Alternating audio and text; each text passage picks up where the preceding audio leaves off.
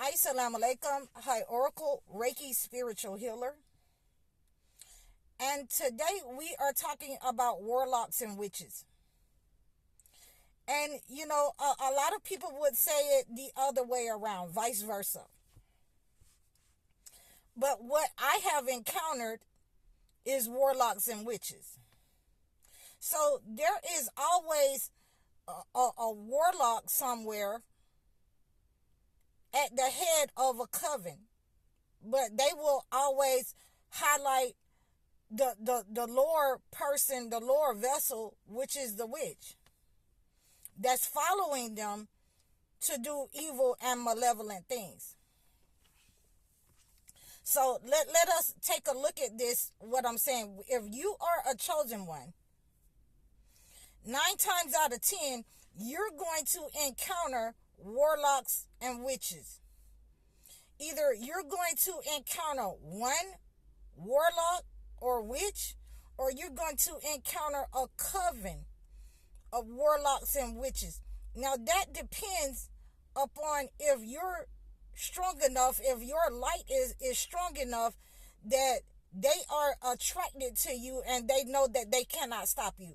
They will be, a coven will be attracted to you, and you will be attacked based off how strong you are. If you're not that strong or whatnot, you will, probably encounter one warlock or witch, and you'll probably stay in a pattern because of that one warlock or witch for a very long time. Usually the time to break a pattern with one witch or warlock that you encounter is 7 years. It's 7 years. And we'll get to that. We'll break that down a little bit later. But right now, we're talking about the initial encounter with warlocks and witches. So you'll know that these people are warlocks and witches because when you encounter them, then everything in your life will start to go into disaster. You'll start to receive the rejection. That's because they're feeding off of your energy. They're trying to manipulate you. They are trauma bonding you. They are soul tying you. And this is what, warlocks and witches do. They are absolutely putting you in a position so that they can manipulate your energy and your will, so that your will becomes their will, so that they can take over your life. They don't like your light, and they are trying to put your light out.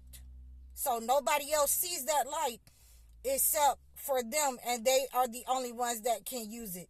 And that entails, as I've said before, that entails they'll lock you in the basement. They'll send you in the back room. They'll keep you quiet so nobody else knows about the abuse or the trauma that they're inflicting upon you. We're talking about warlocks and witches.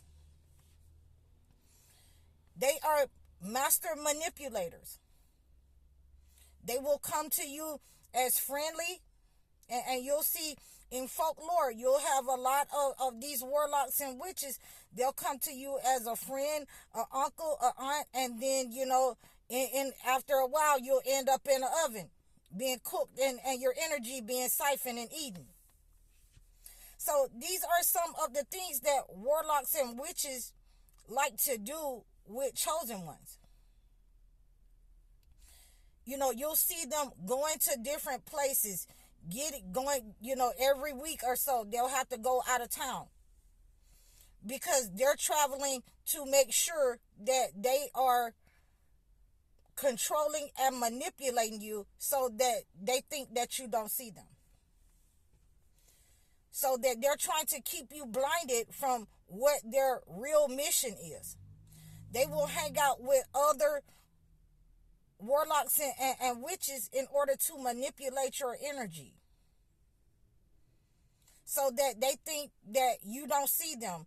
With the power of, all of the coven, you're supposed to be blinded to what they're doing. So when a chosen one encounters the warlock and the witch, especially if they're well grounded and well versed at knowing the signs of when they have encountered a coven or one, they will understand that certain things that they say,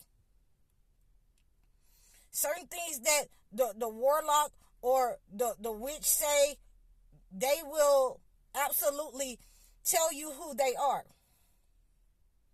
They will say, I think somebody's holding something on me or against me. They holding something on me.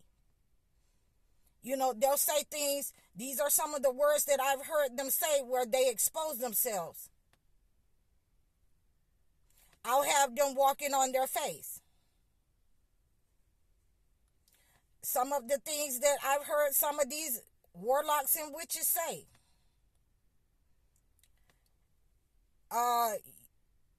You're going to go to jail if you're hanging around us. So what is that to say to a person? All of those things exposes the person for what their true intentions is towards the chosen one, because they understand that energy. They absolutely are trying to manipulate, and if they can't manipulate you, they're trying to take you out.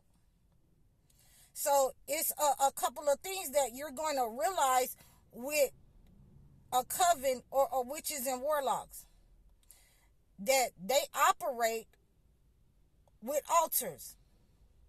They will take your personal items, clothes, hair, shoes, underwear, anything, nails, toenails, and they will put that on evil altars in order to manipulate you and control you when you're too strong.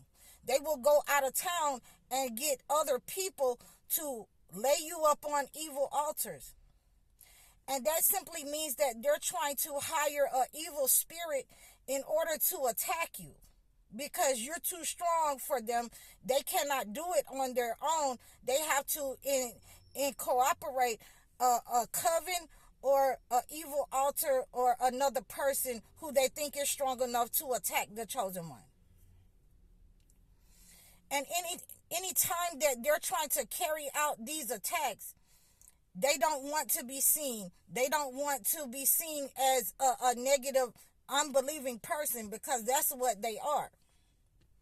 They will portray themselves to you and others as they're the best person and they mean you well.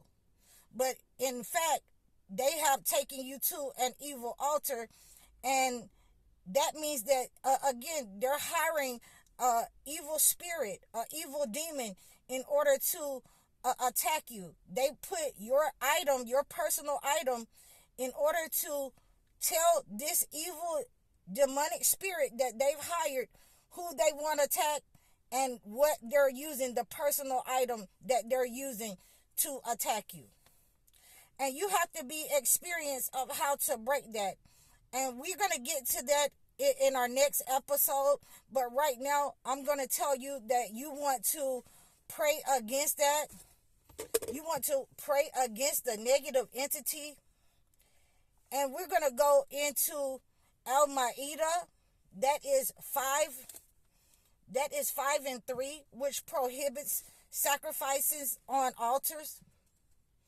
And one of the prayers that I'm going to also have you, I'm going to have you to pray against it in the Holy Bible as well, is Ezekiel. Ezekiel 6, 4 and 14 in the King James Version. And I just wanted to, read a little bit of this. And your altars shall be desolate, and your images shall be broken. And I will cast down your slain men before your idols. And I will lay the dead carcasses of the children of Israel before their idols. And I will scatter their bones around your altar. In all your dwelling places, the city shall be laid waste, and the high places shall be desolate. So these are some of the prayers that you want to pray against people taking your items to evil altars. I hope this has helped. Assalamu alaikum.